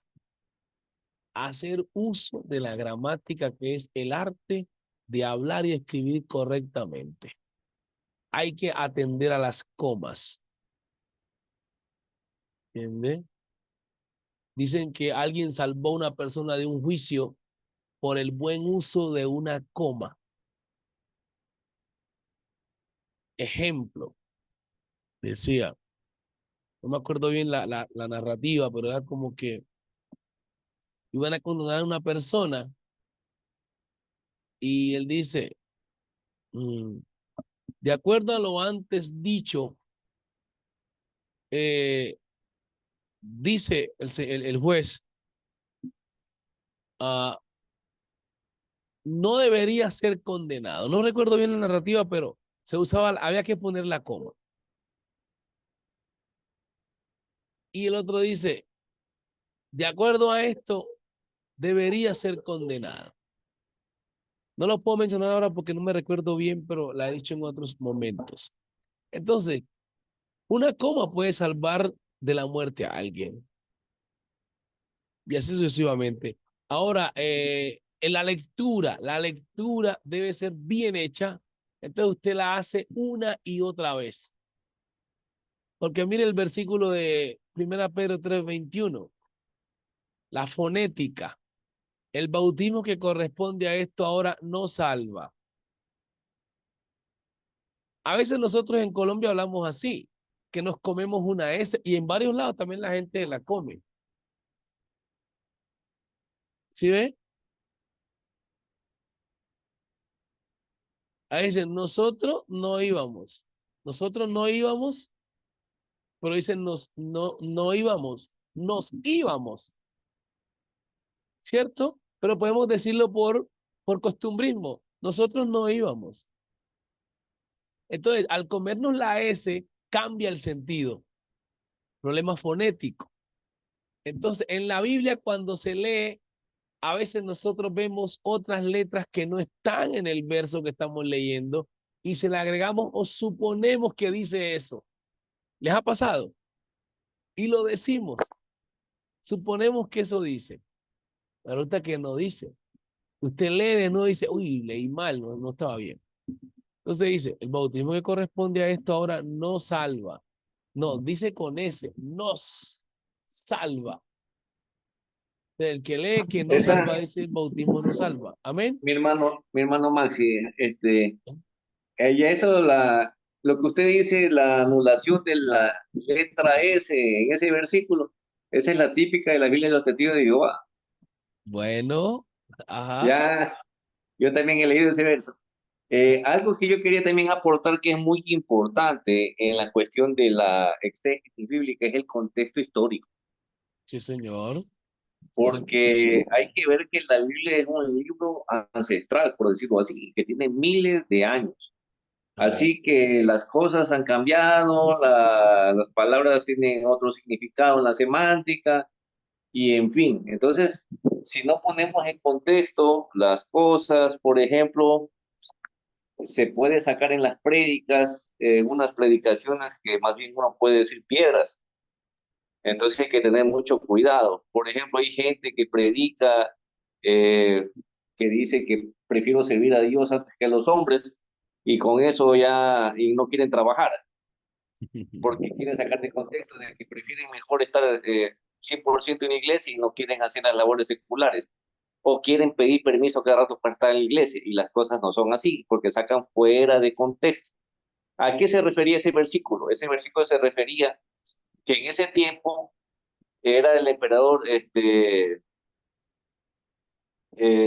el imperio, ¿sí? Y ellos decían que preferían servir a Dios en el sentido de que ellos eran una parte religiosa, no la moral. Ahí se está sacando completamente fuera de foco la interpretación bíblica, es porque no se toma en cuenta el contexto. Hay otros asuntos más por ahí que hablan también en el Nuevo Testamento que hace referencia que todo es lícito, mas no todo conviene. Y yo he escuchado mucha gente que lo dice ese versículo, ¿ya? Pero ese verso no trata cuestiones morales. Eso no tiene nada que ver con eso, sino que Pablo estaba hablando sobre la alimentación. Entonces hay que tener cuenta, tanto como usted dice, la parte contextual o anterior, el contexto del verso y también la parte histórica es muy importante. Amén. Gracias, hermano Juan Carlos, por ese aporte tan importante. Así es, contexto histórico. Y ahí está el temario, vamos a aprender a manejar todos esos puntos que van a ser muy, pero muy relevantes. Vamos al pasaje entonces de San Juan 9. Le pudiéramos, dentro de la homilética, para preparar un discurso, poner el tema como eh, tu pecado no impide el milagro de Dios. Eso es un tema muy controversial, ¿cierto? Si usted pone un tema así, es controversial, rarísimo. Tu pecado no impide el milagro de Dios. Uy, hermano, ¿usted qué tema fue que puso? Automáticamente la gente piensa, el hermano va a dar una prédica libertina, va a dar permiso para que todo el mundo peque. Pero si usted nota, el trasfondo de los términos es de que el Señor va a hacer un milagro en estas personas independientemente del pecado que le haya cometido. Esto desde un punto de vista interpretativo. Pero para mirar la correcta interpretación hay que hacer exégesis. ¿Cuál es? Primero mirar la expresión, la semántica, el significado de las palabras. ¿Por qué cuando usted habla es de acuerdo a un pensamiento o creencia que usted tiene? Por eso el lenguaje es la representación mental y cultural de una región o país. Cuando ellos dicen quién pecó, este o sus padres, para que haya nacido ciego, detrás de esos términos hay una creencia. ¿Sí ven? Porque Jesús dijo, la abundancia del corazón habla en la boca. Observen ahorita rapidito, para que hay un versículo que está en Marcos 2, versículo 5, rapidito. Marcos 2, 5. Mano Carlos Pedrosa, ayúdenos con ese versículo. Marcos 2, 5. Ajá, Marcos 2:5 dice de la siguiente manera. sí, Al ver Jesús la fe de ellos, dijo sí. al paralítico, hijo, tus pecados te son perdonados. Ahí, paremos ahí. ¿Qué venía buscando? Este es un paralítico, ¿cierto? ¿Han leído esa historia? Viene cargado por 4 hombres. ¿Qué venían buscando los 4 hombres para su amigo, hermano Carlos Pedrosa? Un milagro. Un Una milagro. Ellos no venían buscando perdón de pecados. Para nada. Era un milagro de sanidad. Ahora la pregunta es, ¿será que el Señor no sabía qué venían buscando ellos? Claro que sí. Y entonces, Pero sabía también quiénes estaban ahí. ajá, ahora, ¿por qué Jesús, en vez de sanar al paralítico primero y después perdonarle los pecados, lo primero que hace es perdonarle los pecados? Hermana Erika o hermano Alejandro está ahí. No, está abajo. Ah, bueno. Hermana Erika, ¿usted entiende por qué? Porque había leído ese pasaje. Sí, lo hubiera leído y eso mismo iba a responder que Ajá. fueron los hermanos pues a que por un milagro, Sí. pero sí tiene mucho trasfondo, como por ejemplo la amistad, ¿verdad? El amor a los hermanos, el amor Ajá. vamos a suponer, por la alma, pasándolo en otro contexto. Amén. Ahí son aplicaciones. Esas son aplicaciones. Muy bien. Sí. La pregunta aquí es, cuando hacemos la exégesis, es que investigamos el porqué de las cosas, ¿no? Esa es la exégesis. ¿Por qué Jesús, si estos vienen, a qué vienen estos hombres? A buscar a Jesús. ¿Por qué vienen? Por un milagro. Eso es exégesis, investigándola el texto. Ahora, ¿por qué Jesús, si sabe que vienen por un milagro, porque Él sabe todas las cosas, no le hace el milagro de levantarlo de la camilla, sino que cambia las piezas y más bien lo que hace es perdonarle los pecados y luego lo levanta de la camilla? ¿Por qué primeramente no le sana los pies y luego le perdona los pecados? Hermano Carlos Pedrosa. Pues hay que tener en cuenta, sabemos que el Señor Jesús, Dios manifestado en carne, como Dios sabía todas las cosas. Sí, Sabía que ahí estaban los escribas. sí, Sabían que por ser escribas conocían la ley, sí. conocían todo. Entonces, sabían de antemano que el único que tenía la capacidad de perdonar pecado era Dios. Entonces, el Señor atacó ese pensamiento enseguida y de alguna manera le quiso dar claro que él, siendo hombre, era Dios mismo con ellos, cosa que ellos no reconocieron. Creo que ese es el porqué del Señor. No sana inmediatamente, no hace el milagro, sino que el Señor está buscando de alguna manera como atacar esa parte, esa creencia que tenían los escribas acerca de eso. Y más que todo para darse a conocer también. Muy bien, amén. Buen aporte, mi hermano Carlos Pedrosa. por vía de interpretación unicitaria, ¿no?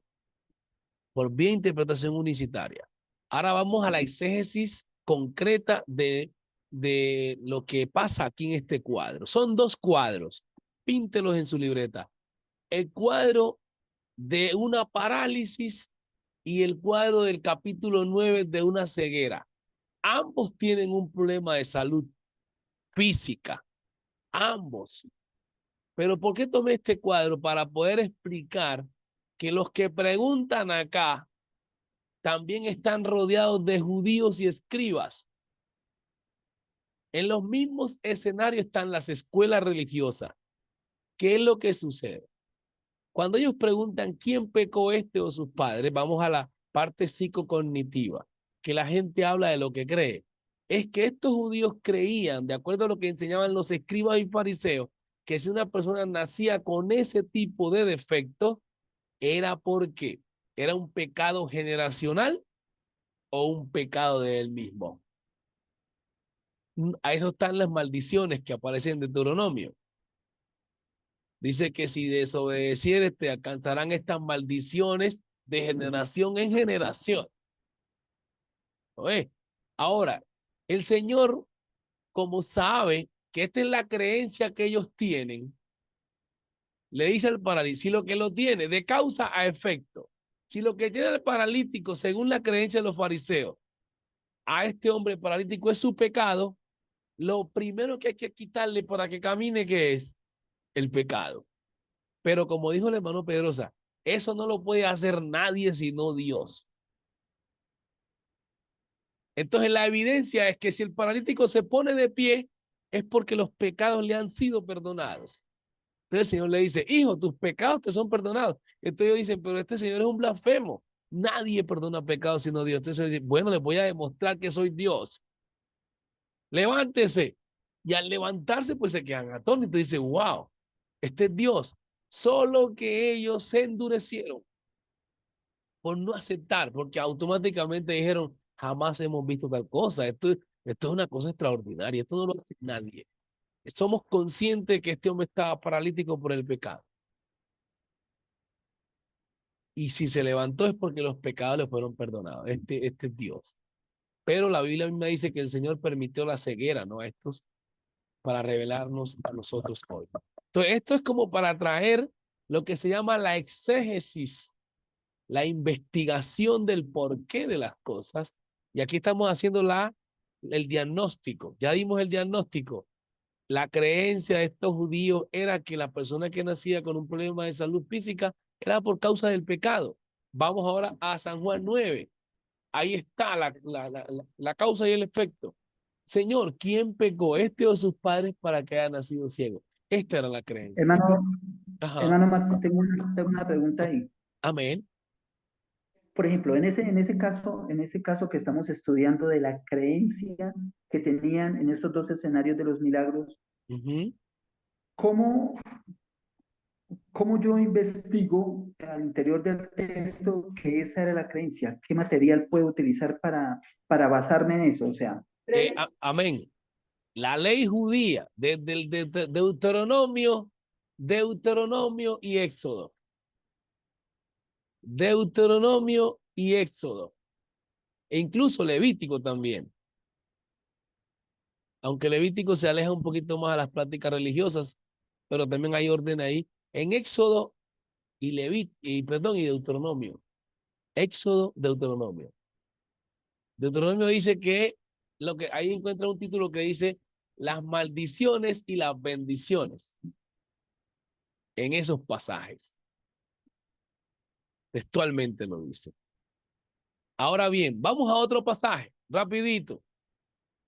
Mateo capítulo 8. No. Está en Mateo capítulo 8, pero también hay un pasaje que no recuerdo ahorita, pero sé que está en Lucas, los 10 leprosos. ¿Qué capítulo es ese? Los 10 leprosos. No sé si es Lucas 17, pero está en Lucas. ¿Usted han leído ese pasaje de los 10 leprosos? Que vinieron 10 leprosos ante Jesús. Señor, Lucas 17:11. 17:11. Muy bien. ¿Qué dice, hermano Carlos? Esto que estamos estudiando aquí se llama contexto histórico y cultura. Cultura, el contexto histórico tiene que ver con cultura y lengua, tradiciones y creencias. Ajá. Leamos. Dice, yendo Jesús a Jerusalén, pasaba entre Samaria y Galilea. Y al entrar en una aldea, le salieron al encuentro 10 hombres leprosos, los cuales se pararon de lejos y alzaron la voz diciendo, Jesús, Maestro, ten misericordia de nosotros. Cuando él los vio, les dijo, id, mostraos a los sacerdotes. Y aconteció que mientras iban, fueron limpiados. Ay.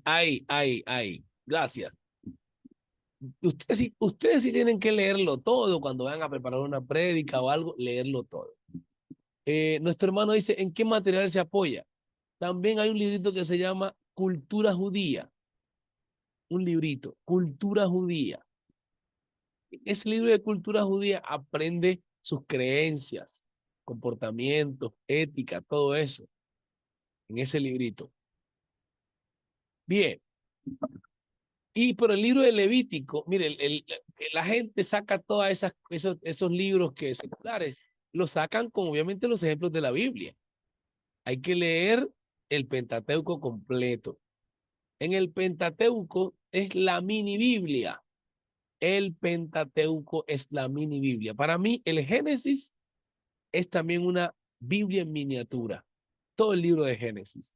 De todo el libro de Génesis se desprenden todos los demás libros. Pastor, explíquenos bien eso. Bien. El libro está de Génesis dividido así.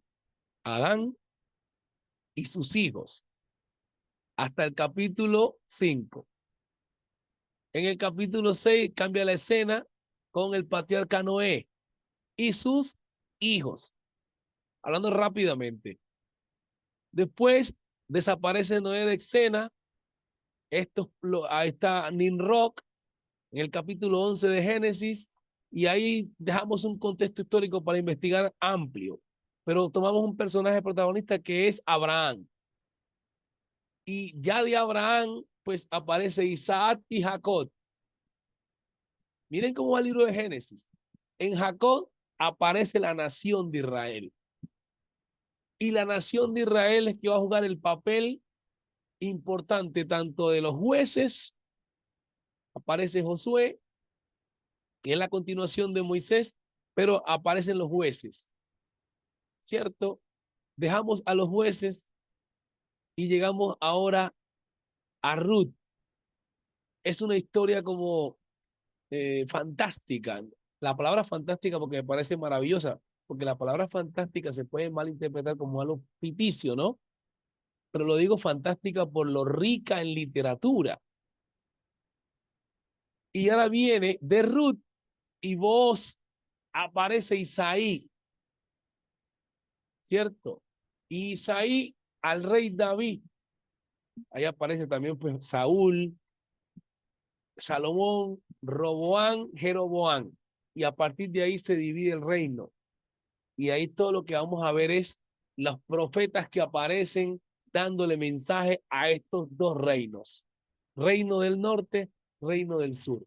Entonces, si usted nota, el Génesis trajo todo este escenario en el telón. El Génesis, la Biblia en miniatura. Bien. Qué bueno que nosotros pudiéramos aprender, obviamente, de una manera así como sistemática, la palabra del Señor. No que vamos a saber todo lo que hay ahí, pero al menos tener como un contexto de todo lo que los personajes importantes para hacer exégesis. Luego, pues, hay en que se pone a estudiar los reyes, a los profetas. Si usted ya va a ser un hombre, pues, dedicado a la enseñanza, a aprender de Dios, los va estudiando por grupos.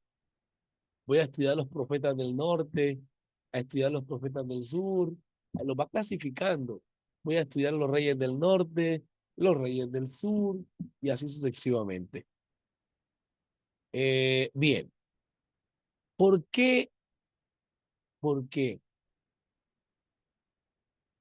cuando Jesús sana a los leprosos, le dice que vayan y se muestren al sacerdote? Bueno, Ajá, según la ley de aquellos tiempos, el Señor ajá. Jesús los manda a mostrarse a ellos por el tiempo aquello de purificación que había en los sacerdotes antiguos. No Amén. sé. No, hermana. El hermano me dice, el hermano Juan Carlos, la investigación está al alcance de todos. ¿Lo sabía previamente o lo investigó? No, cada mes, ¿verdad? Yo siempre trato de devolverme de Génesis Ah, hasta terminar los 5 libros, porque algo me llama la atención en Génesis. Por excelente. eso lo sé, porque ahora voy por número. Amén. Muy bien. Por eso me pudo dar esa respuesta. Así es. Lo que preguntaba el No, no se hermano puede hacer Reinaldo. trampa, no se puede Felici- no se puede hacer trampa porque entonces vamos a perder nosotros. Amén, amén. Así es. Felicitaciones, sierva. Buena respuesta. Mire que lo que les decía ahorita, si leemos el Pentateuco, vamos a comprender muchas cosas en el Nuevo Testamento y lo que va sucediendo en el camino. Lo que la hermana respondió clarito. El médico de la época era el sacerdote. Uno nunca se pregunta, ¿y cómo era la medicina? ¿Cómo eran las clínicas de esa época? El OMS es que es el Departamento de Salud Mundial, ¿cierto? Me corrigen, OMS es. ¿Cómo es? Amén. Es Organización Mundial de la Y la Salud. Organización Bueno, de la Salud. amén, amén. Entonces estamos bien. Hermano, y en esa época, ¿cuál era esa organización entonces? Uno ni se pregunta. ¿A dónde iban los enfermos? Los Ajá. sacerdotes, mi hermano, Amén, amén. porque el sacerdote le revisaba si tenía hasta lepra Sí, y señor. si le diagnosticaba lepra, afuera. Amén, amén. Mire qué bonito. Eso se llama contexto histórico lo que usted dijo. Contexto histórico. Así es. Mire, hay que investigar al sacerdote. Las funciones del sacerdote en ese tiempo era una persona que podía de algún modo eh, escuchar al pecador, ser un intermediario entre Dios y el hombre. Miren las funciones, ¿cierto? Era como un guía también, era un instructor, un coach le llaman ahora, un coach. ¿Qué más era? Era un médico. ¿Qué más era? Un psiquiatra. ¿Qué más era? Un psicólogo. ¿Qué más era? Inspección ¿Qué más, Satan. hermano? ¿Qué más? Cuando la casa estaban como cubierta de algo, como una lama o algo, y tenía que ir el sacerdote a examinarlo también. Ah, Como si fuera bueno. un arqueólogo o lo que sea. Amén, amén. Alguien diría por ahí un chamán. Bueno, nosotros no usamos ese término. Un chamán, dice alguno que es un brujo. Pero los indios tienen su chamán. Los indígenas, ¿sabían?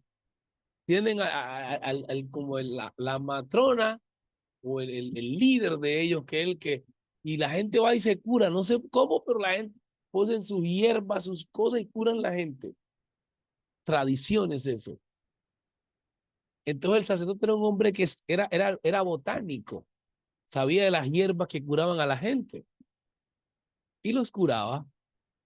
Miren a Jesucristo. Nadie dice, no, Jesús era un chamán, no era un hombre que estaba ciego y el Señor dice que escupió en tierra, hizo un lodo. No es que, mira este tipo de práctica, ¿te das cuenta? Eran tradiciones antiguas.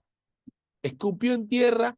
Miren, para a cada persona se le tiene que predicar de acuerdo a su cultura. Por eso Jesús es el máximo exponente de la predicación. Si alguien tenía esa creencia, por ahí le predicaba. Por eso era efectivo. Entonces, el sacerdote era el que examinaba al paciente y le decía, usted es leproso. Se aislaba. Vaya, aíslese porque eso es contagioso. Entonces, cuando vienen a Jesús, Jesús no es ningún médico aprobado por nadie. Es un aparecido dentro de ese contexto. Entonces, vayas al sacerdote y cuando él lo examina, dice, pero ¿quién te sanó? Uno que se llama Jesús. ¿Cómo así? Entonces, la fama de Jesús se extiende porque no es un experto entre comillas, no es un experto, no es sacerdote, es un aparecido que nadie cree en él, pero está haciendo unas cosas que nadie hace. Entonces Nicodemo dice, esto está como raro. Yo necesito darme cuenta quién es este personaje. Miren cómo se van dando las escenas, ¿no? Y voy a dejarlo hasta allí por ahora. La crema del pastel viene la próxima semana. Apenas vamos en la introducción de lo que es la hermenéutica, la exégesis, y vamos entrando al barco. Vamos a investigar ahora. Palabras a investigar. Gramática. Definición de gramática. Etimología. Etimología. Gramática, etimología. Semántica.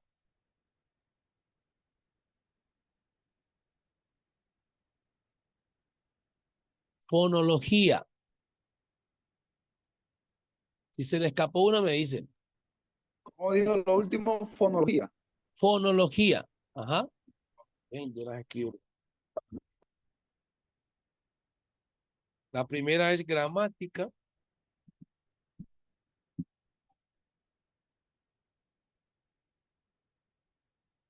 Semántica.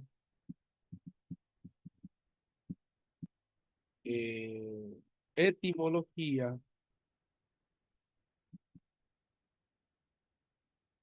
¿No? Fonología. Sintaxis. Por ahora vamos a ver estas 5. Investiguen las definiciones de esos términos que les mencioné allí.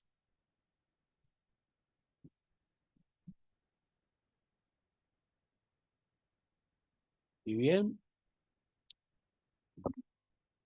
voy a ver si les leo algo más acá para terminar. Aquí está. Dice, es necesario que como norma de interpretación veamos la exégesis y la hermenéutica como disciplinas que van juntas. Ellas en el fondo no son independientes, sino que trabajan juntas. O sea, la exégesis investiga el texto y lo examina, y la hermenéutica explica el diagnóstico del investigado. Así funciona. O sea, en la exégesis le hace preguntas al texto y la hermenéutica responde las preguntas del texto. Eso es todo. Así que mis hermanos, esta ha sido la clase de hoy, la lección de hoy, introducción a la hermenéutica. Ya la próxima semana vamos a profundizar un poco más y vamos también a estar viendo algo de gramática y a irnos metiendo un poquito en la comunicación. Vamos a ir mezclando para cuando termine el diplomado usted maneje todo al menos en un 80%. Hermano Juan Carlos, adelante y puede despedir la clase. Bueno, mis hermanos, vamos a agradecer a Dios por esta bendición que nos ha dado. Gracias, Señor Jesús, te damos porque nos ha dado la oportunidad de estar aquí presente, Señor, y poder obtener mayor conocimiento de la palabra tuya, Señor Jesús. Bendice a todos nuestros hermanos y todo lo que aprendemos aquí sea de bendición para nuestras vidas y para todos los que nos rodean y podamos también aplicar estas enseñanzas a todas las personas, Señor, que estén con nosotros y sea de bendición a ellos. En el nombre del Señor Jesús te lo pedimos todo y te damos gracias. Amén y amén. Bendiciones para todos, se me cuiden, hermanos, nos vemos la próxima semana. Amén. Paz de Cristo. Dios les bendiga. La próxima clase, ¿cuándo es? Va a quedar grabada, la vamos a enviar. Digo, la próxima clase, ¿cuándo es? ¿Usted manda el día? Sí, los mismos viernes, los viernes. Ok, está Todos bien. los viernes. Ajá.